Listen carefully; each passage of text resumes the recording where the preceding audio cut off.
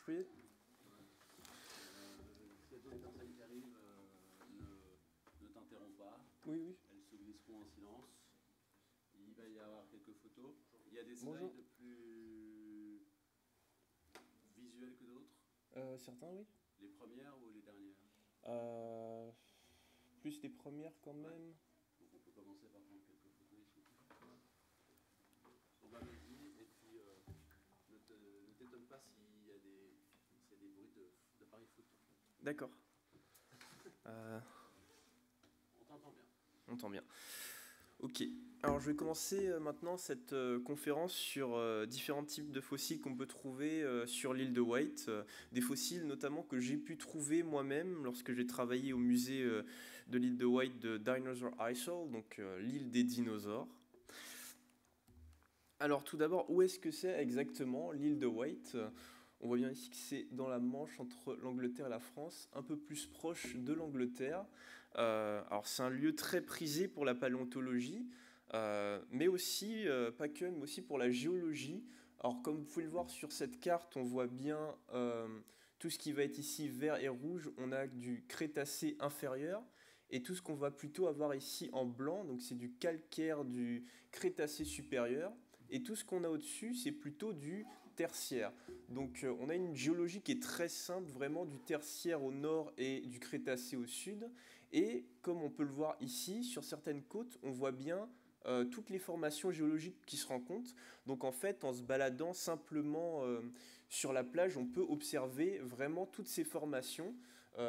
C'est vraiment très beau à voir, donc c'est aussi prisé beaucoup par les géologues pour pouvoir observer la géologie.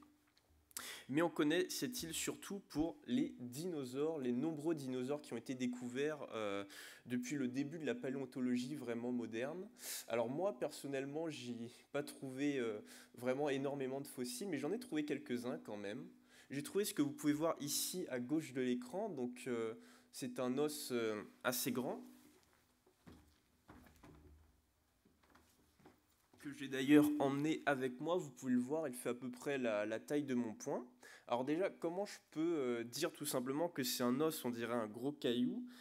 C'est tous ces petits trous blancs que vous voyez, c'est des sédiments en fait qui sont venus remplir tous ces trous, et c'est ce qu'on va appeler l'os trabéculaire ou os spongieux. Donc c'est la partie interne qu'on a dans nos os.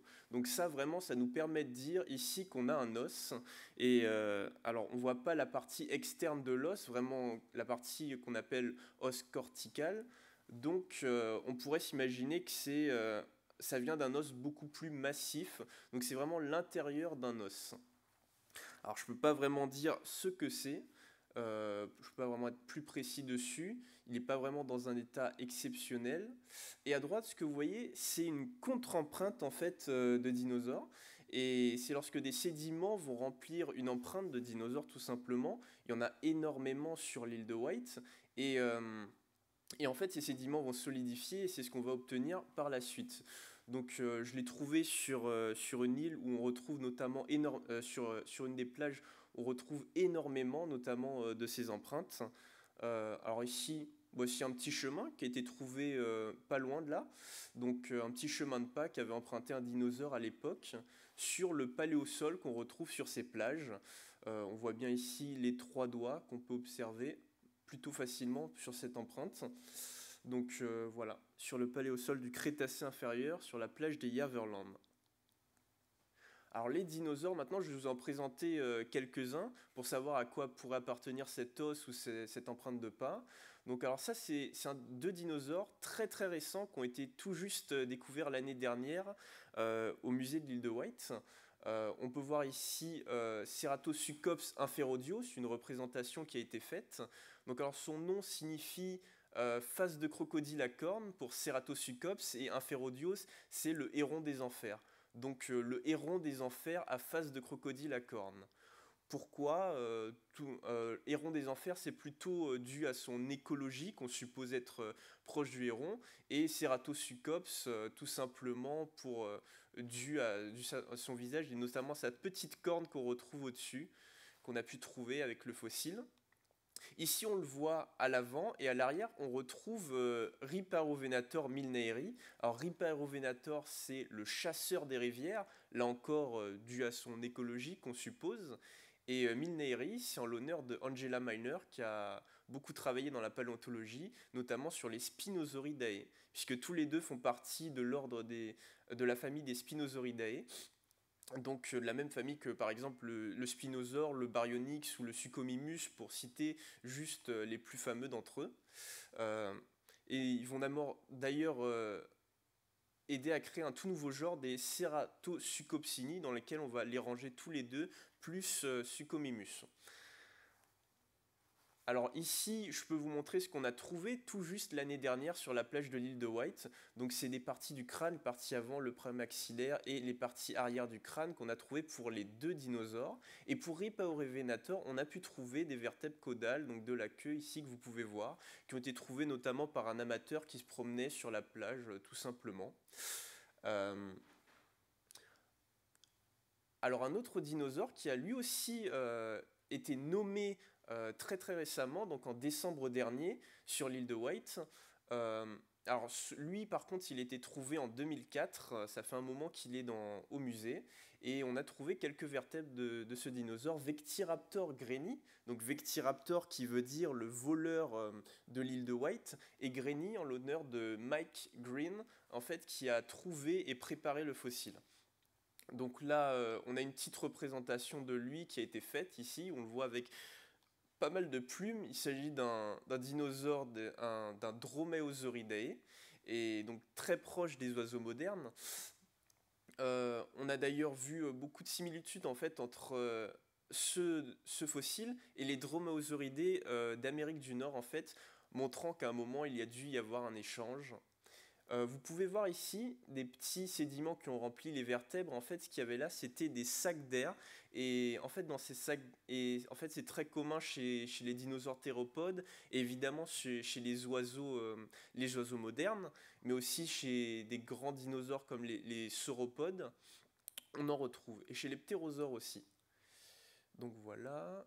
Alors pour en présenter un beaucoup plus connu, Baryonyx. Baryonyx, lui, il est extrêmement connu en Angleterre. On a des fossiles relativement complets.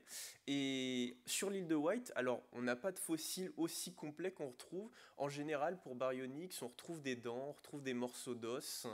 Pour la petite anecdote, on avait retrouvé il y a très longtemps un tout petit morceau de griffe qu'on avait associé à ce qu'on pensait être un juvénile en fait, un enfant de Baryonyx.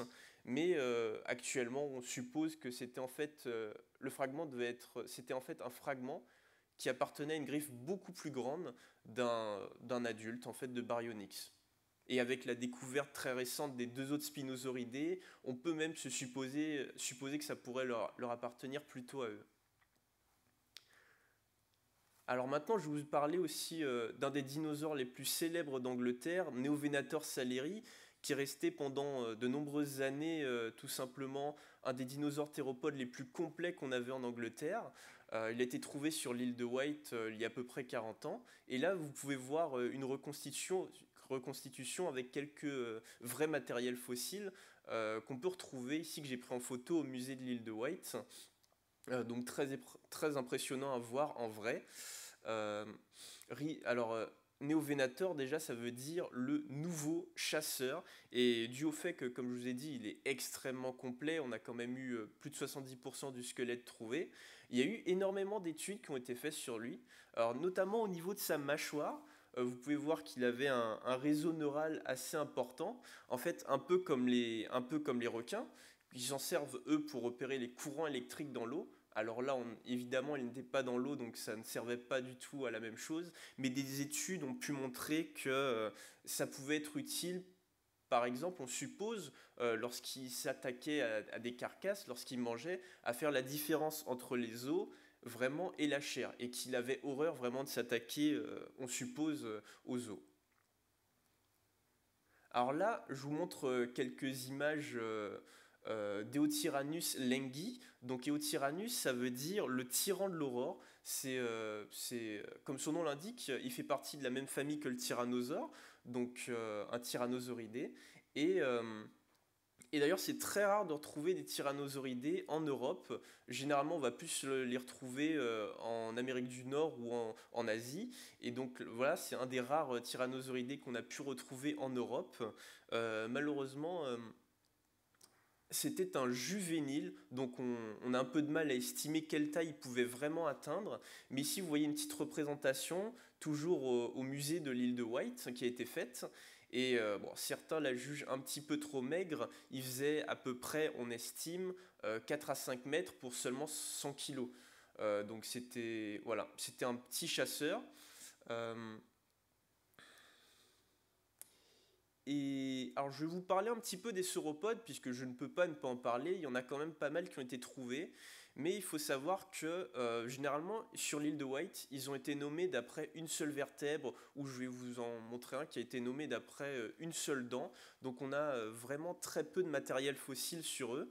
Euh, Ce qui fait qu'ils ont été nommés vraiment au début de la paléontologie. Et actuellement, là maintenant, les noms que je vais vous montrer de sauropodes, pour la plupart, on estime qu'ils sont plus vraiment très valides. Alors là, je vais vous montrer Ornithopsis ulkei. Alors Ornithopsis ulkei, Ornithopsis, ça veut dire lien avec les oiseaux, tout simplement parce qu'il avait les fameux sacs d'air dont je vous ai parlé plus tôt, comme les oiseaux. Du coup, ils se sont fait la petite remarque, ah, ça ressemble, donc ils l'ont nommé comme ça. On avait aussi Oplosaurus armatus. Alors Oplosaurus, ça peut avoir plusieurs sens. Ça peut vouloir dire le lézard, l'armure du lézard. Armatus, c'est pour armé. Mais ça pourrait aussi vouloir dire le lézard armé, mais du coup, ça ferait une redondance. Le lézard armé armé. Tout simplement parce qu'il supposait que c'était des dents qui appartenaient à des dinosaures un peu, des Tyrannosauridae, donc les dinosaures notamment en armure comme l'ankylosaure ou le stégosaure, alors que maintenant on sait que c'était plutôt des sauropodes. Donc voilà, c'est tout ce qu'on a retrouvé du fossile, uniquement une dent. Alors là on a une vertèbre, une très grande vertèbre dorsale. Euh, alors lui, c'est Eucamerotus foxy. Alors Eucamerotus pour bien chambrer, là encore en rapport au sac d'air, au fameux sac d'air qu'il avait dans ses vertèbres. Euh, alors, on a une petite représentation qu'il représente ici comme un brachiosaure, puisque actuellement on estime que dans la dernière recherche qui a été faite dessus, que c'était en soi plus ou moins un brachiosaure ou quelque chose de très proche. Donc là, on a Chondrostéosaurus gigas. Alors Chondrostéosaurus, là encore ici, en blanc, donc les sédiments qui remplissent les fameux sacs d'air. Le problème, c'est qu'à l'époque, Owen, un très grand nom de la paléontologie, il n'était pas d'accord en fait pour dire que c'était des sacs d'air. Pour lui, c'était pas vraiment logique de faire le lien entre les ptérosaures et les oiseaux et d'y amener cette énorme créature terrestre. Donc lui, en fait, il pensait, comme beaucoup d'autres, que c'était des créatures marines en fait. Donc il pensait que c'était plutôt rempli de cartilage, donc des tissus mous, d'où le nom Chondrostéosaurus qui veut dire lézard en fait de cartilage et d'os. Donc le tout premier sauropode qui a été nommé Cetiosaurus, le lézard baleine, parce qu'on pensait que c'était une énorme créature marine en fait. Et là, on a Euthychosaurus. On a confondu un petit peu aussi. Au début, on pensait que c'était du Cetiosaurus. Ici, ils l'ont nommé le lézard des jutes, Euthychosaurus. Le jute, c'était un peuple qui vivait sur l'île de Wight au 5e siècle. Donc là, tout ce qu'on a, c'est uniquement une petite vertèbre caudale, donc de la queue. Alors maintenant, je vais vous parler de fossiles beaucoup plus complets et beaucoup plus connus, comme Iguanodon bernisartensis. Iguanodon qui veut tout simplement dire dent d'iguane, dû à ses dents. Ici, vous voyez un fossile qui a été trouvé sur l'île de Wight et qui est affiché d'ailleurs au musée. Alors, c'est pas que du fossile, là, on a aussi beaucoup d'autres représentants, beaucoup de faux os parmi eux, mais vous voyez que parmi les vrais os, vous voyez en fait que vous avez une couleur assez étrange, c'est blanchâtre, blanchâtre grisé en fait. Généralement les os on les a plutôt de couleur noire. Alors pourquoi? C'est parce qu'on a une localisation sur l'île où on va retrouver en fait des os plutôt de couleur Alors eux, ils disent rosé, mais moi je les vois pas vraiment très rosés. C'est plutôt blanchâtre, grisé un petit peu. Ça peut avoir des petites teintes rosées, c'est vrai, sur certains. Donc voilà, c'est assez étrange. Et pendant de nombreuses années, on a cru qu'il y avait deux espèces différentes d'iguanodons au musée. Donc celui que je vous ai présenté, Bernisartensis, mais aussi un autre qu'on avait nommé euh, Iguanodon aferfildensis. Et au fil du temps, comme beaucoup d'iguanodons, on s'est rendu compte que c'était pas un iguanodon. C'est longtemps resté une sorte de taxon poubelle où on mettait à peu près beaucoup de choses qui se ressemblaient. Et il a été renommé Mantelizor aferfildensis. Et l'année dernière, euh, on s'est rendu compte qu'en fait, c'était aucun des deux. Pour celui qu'on avait au musée de l'île de Wight, c'était tout simplement un tout nouveau genre de dinosaure qu'on va nommer Brystoneus pour un petit village qui n'est pas trop loin, Brystoneus simonsi. Euh, alors, la différence vraiment majeure, il y en a plusieurs, mais s'il faut vraiment en noter une, c'est au niveau de son nez que vous voyez ici. Vous voyez une petite bosse en fait. Donc il avait sur son crâne une petite bosse à l'avant, alors que pour Iguanodon et Mantelizor, ça va être vraiment tout droit. Euh, donc le fossile est vraiment passionnant. Il y a énormément de choses à noter dessus. Alors notamment en pathologie. Vous voyez par exemple ici, au niveau de sa vertèbre dorsale, vous allez voir le sommet qui a été cassé en fait et qui s'est retrouvé plié totalement dans une sorte d'angle un peu bizarre. Et il était retenu en position par, sûrement on suppose, par des tendons qu'il y avait en fait ici. Et du coup, vu que c'était totalement fracassé, l'os s'est reconstruit par ce qu'on appelle des cales osseux. Euh, et voilà, c'est pour ça qu'il faut en fait utiliser en général des plâtres lorsque vous cassez un os, parce que sinon tout s'emporte et vous avez cette espèce d'énorme amas d'os que vous allez retrouver juste au-dessus, ce qui donne cette forme très atypique qu'on retrouve au sommet de son dos. Il a sûrement reçu quelque chose de très lourd sur son dos, il a eu un trauma très important. On peut retrouver ici, vous voyez, une marque de morsure. Alors il faut savoir qu'on a retrouvé ce spécimen avec Neovenator, les os ensemble. Donc alors, je vous ai dit plutôt que Neovenator, lui, il n'aimait pas s'attaquer aux os, d'après ce qu'on estime. Donc est-ce que c'est lui vraiment qui a effectué cette morsure? D'ailleurs, est-ce que c'est un théropode qui a effectué cette morsure? Il y a des études toujours en cours dessus. Moi notamment, avec ceux qui ont, notamment le chercheur qui a trouvé les deux nouveaux spinosauridés dont je vous ai parlé et qui a renommé ce nouveau genre de dinosaure, j'étudie des marques de bioérosion qu'on suppose être faites pour l'instant, par des arthropodes, donc des insectes. On peut en voir un petit peu ici, on voit que c'est un peu attaqué. J'ai un meilleur poster que j'ai affiché en fait au stand paléozoïque, si vous voulez passer pour voir. Je pourrais en parler un petit peu plus longtemps. Euh, donc voilà, c'est un sujet de recherche qui est en cours actuellement en Angleterre dessus. Ici, je vous présente maintenant Ipsilophodon foxy. Alors, Ipsilophodon foxy, pendant de nombreuses années, on a pensé que c'était un enfant, un juvénile d'iguanodon. Parce que c'est un ornithopode tout comme lui, et il est vraiment de très très petite taille, donc 1,20 m à peu près, on l'estime. Donc encore une fois, ici, je vous montre une représentation qui est au musée de l'île de Wight. Euh, il faut savoir que son nom veut dire Ipsilophodon, ça veut dire dent d'Ipsilophus. Et qu'est-ce que c'est un Ipsilophus exactement? C'est ce qu'on supposait être au XXe siècle, en fait, un tout nouveau genre d'iguane, alors qu'en fait non, c'est un iguane lui aussi. Du coup, en fait, par pure coïncidence, ils sont tous les deux nommés d'après les mêmes dents du même genre de lézard, tout simplement. Et là, maintenant, je vais vous parler de Valdosaurus caniliculatus. Alors, Valdosaurus, ça veut tout simplement dire le lézard du Weldien. C'est la formation géologique qu'on retrouve en général presque tous les dinosaures de l'île de Wight. Et pendant de nombreuses années aussi, lui, on l'a confondu parce qu'on avait juste deux petits fémurs qui faisaient à peu près 14 cm. Donc c'était vraiment minuscule et on l'estimait à 1,20 m. Donc on le confondait au tout début avec Ipsilophodon dont je vous ai parlé avant, qui lui était confondu, comme je vous l'ai dit, avec Iguanodon.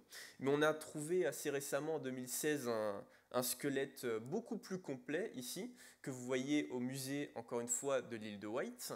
Euh, et on l'estime celui-là plutôt à 4 à 5 mètres. Donc assez moyen, plus petit qu'un iguanodon qui pouvait faire 6 à 10 mètres. Donc un ornithopode assez moyen. Et là maintenant, je vais vous présenter le tout dernier dinosaure que je vous présente, c'est un dinosaure à armure, donc les Tyrannosauridae, les fameux. On en a bien retrouvé un sur l'île de Wight. Euh, alors son nom, Polacanthus, veut dire beaucoup d'épines, dû aux épines qu'on retrouve ici sur son dos. Mais sur l'île de Wight, on a retrouvé notamment cette partie-là, son bassin, avec cette énorme couche d'os protectrice. Et alors on peut voir aussi notamment une reconstitution d'un crâne au musée de l'île de Wight, même si le crâne n'a pas été retrouvé sur l'île de Wight. Mais voilà, c'est du Polacanthus foxy. Et maintenant, parce qu'il n'y a pas que des dinosaures sur l'île de Wight, je vais vous présenter ce que j'ai pu trouver aussi moi-même sur l'île en me baladant tout simplement sur la plage. Euh, on a des petites formations que vous pouvez voir ici, qu'on va retrouver au sommet des falaises. Et vous voyez que c'est vraiment très solide, puisqu'on voit que ça sort même de la falaise, tellement c'est solide.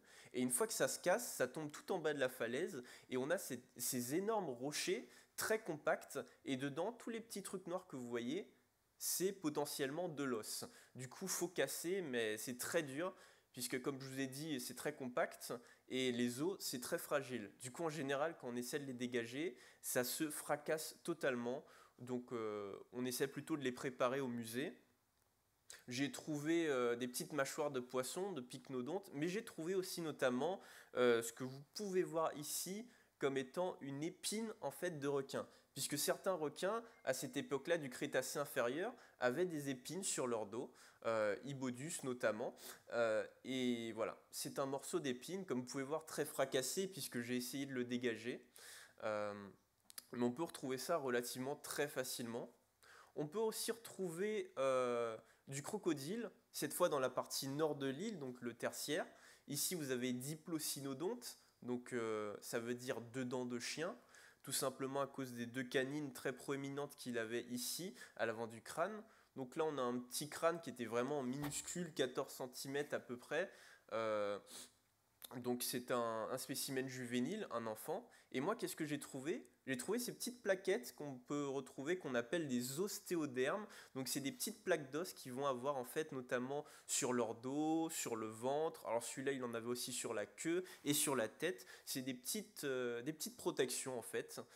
C'est un crocodile de la même famille que les alligators notamment, et on le rapproche beaucoup aux alligators, au caïman, puisqu'il avait vraiment une taille toute petite, il faisait 1,20 m à peu près.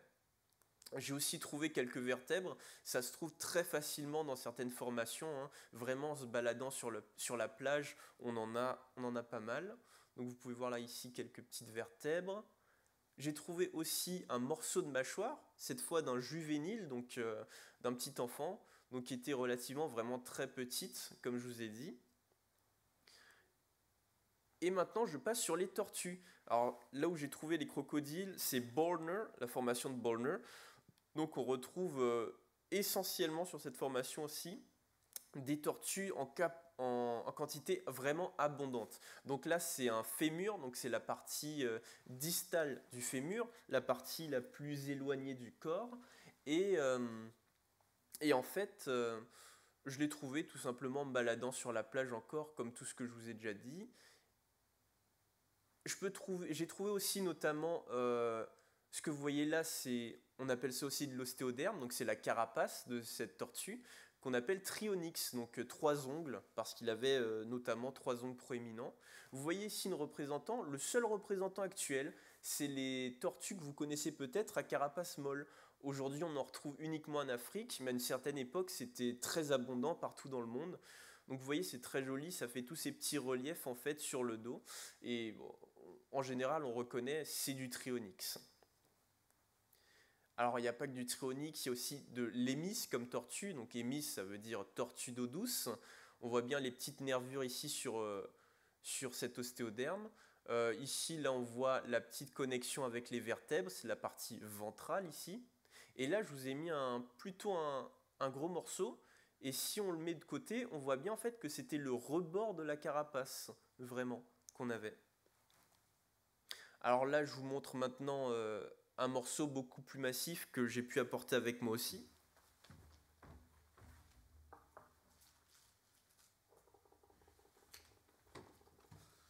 Donc vous le voyez, il est assez grand quand même. Euh, il tient dans ma main à peu près la taille de mon poing, un tout petit peu plus petit. Et ce qui est très intéressant avec lui, c'est qu'on voit une marque ici, un petit tracé, et c'est pas vraiment comme les nervures que vous avez pu voir avant sur les carapaces. Là, ça ressemble beaucoup à de la bioérosion, dont je vous ai parlé plus tard. Donc l'érosion faite par des petits organismes ou des gros. Et notamment, ça pourrait être quelque chose qui était détaillé une seule fois dans un article. Mais voilà, c'est un peu indécis vu que ça a été cassé pile à cet endroit-là, mais ça pourrait correspondre à ce qu'on appelle l'ichnogenre, donc un genre juste pour cette marque-là, de Dictyoporus nodosus notamment. Et là, maintenant, je vais vous parler pour terminer des mammifères. Donc, qu'est-ce que j'ai trouvé sur l'île de White? Et déjà, qu'est-ce qu'il y a? Il y a Elomerix porcinus. Alors là, ce que vous voyez, c'est une image non pas de porcinus, mais de Armatus. Euh, pour vous montrer plus ou moins à quoi ça ressemble. En fait, c'était des Anthracotheridae et c'était plus ou moins les ancêtres des hippopotames. Et maintenant, on estime aussi qu'ils étaient relativement proches des ancêtres des baleines. Et vous pouvez voir ici que j'ai trouvé un morceau de mâchoire. Donc c'est un petit peu plus rare que le crocodile et les tortues qui sont vraiment en abondance sur certaines localisations, mais beaucoup de gens en trouvent notamment quand même. Donc voilà ce petit morceau de mâchoire avec un petit peu toujours de la racine de la dent qui est enfoncée dedans ici. Vous pouvez le voir aussi un peu ici qui dépasse. Et là c'est tout simplement un morceau de racine de dent aussi que j'ai trouvé pas loin, qui pourrait aussi... j'ai vu qu'il rentre parfaitement, mais bon, c'est pas sûr que ce soit pour celui-là. Et là, ce que vous voyez, c'est un morceau de tibia.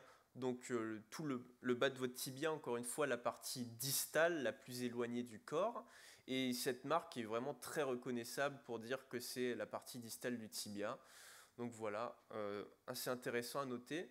C'est du mammifère, en tout cas c'est sûr, même si je ne peux pas aller plus loin. Et voilà ici le tout dernier fossile que je vais vous présenter. C'est un morceau de vertèbre. Alors là, il n'y a pas toute la vertèbre, c'est vraiment un tout petit morceau, enfin relativement grand quand même, où on voit la partie avant et la partie arrière, donc c'est ce qu'on va appeler les zygapophyses en fait, et on voit que la zygapophyse avant et arrière sont extrêmement rapprochées, donc la vertèbre devrait être vraiment très petite. Donc c'est assez intéressant, quelqu'un qui travaillait au musée quelques jours avant avait trouvé exactement la même. Je suis allé quelques jours plus tard, j'ai trouvé celui-là, et on se demandait si vraiment ça s'emboîtait pas tellement c'était semblable. Et quelques jours après, il y est retourné et il a retrouvé exactement pareil. Mais pour l'instant, on ne sait pas vraiment ce que c'est. Donc c'est un peu intéressant. Et voilà, la bibliographie que j'ai pu utiliser pour ma présentation. Et je vous remercie vraiment de votre attention. Voilà une petite image du musée, notamment de l'île de White, en forme de ptérosaure, comme vous pouvez voir, c'est fait exprès. Donc voilà, j'ai terminé. Si vous avez des questions, surtout n'hésitez pas. Vraiment, je suis allé peut-être un petit peu vite et tout pour rester dans les temps. Et donc, si vous avez des petites questions sur l'île de White, sur ce que je vous ai présenté notamment, surtout, n'hésitez pas.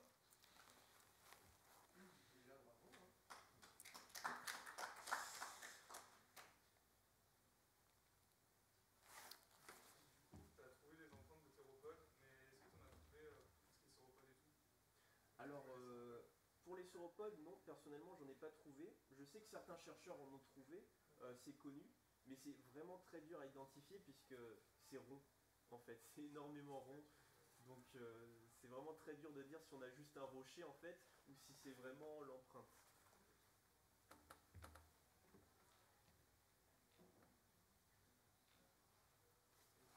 Pareil, du coup, pour la Hmm. configuration de l'île à l'époque, est-ce que tu sais si elle était rattachée à l'Angleterre ou si ça a toujours été, ici à cette époque-là, c'était une île? Et dans ce cas-là, est-ce que ça aurait pu expliquer genre le nanisme du Ptyponodon, j'ai oublié son nom? Alors ça, c'est une très bonne question, en fait, puisque j'ai parlé plus tard des sauropodes, notamment.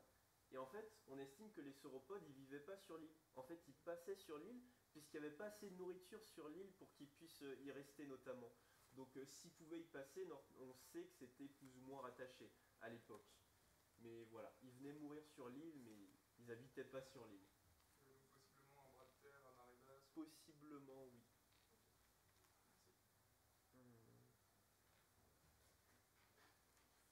C'est assez incroyable tout ce que vous nous avez présenté, à côté de chez nous, quoi, quasiment. Oui, c'est vraiment pas loin. Alors moi, je suis d'une génération où l'île de Wight c'était un festival avec Jimi Hendrix en 1970, qui a été super musique. Mais du coup, ces recherches, on connaît tout ça depuis combien d'années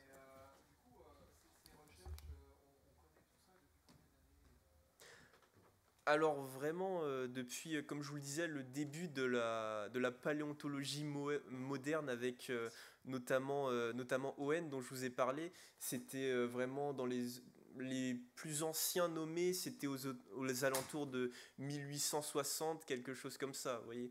Donc c'est vraiment depuis cette époque-là qu'il y a vraiment que les paléontologues vraiment se tournent énormément vers l'île pour les fossiles. D'accord, donc c'est après Darwin.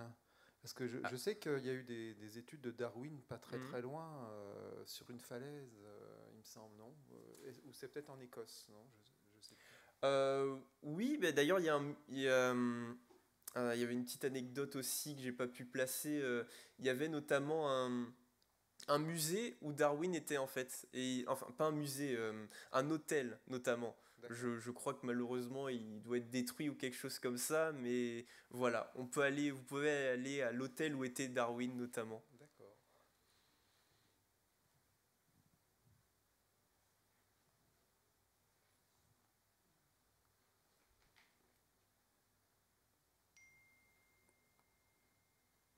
Les jeunes filles, là, vous avez...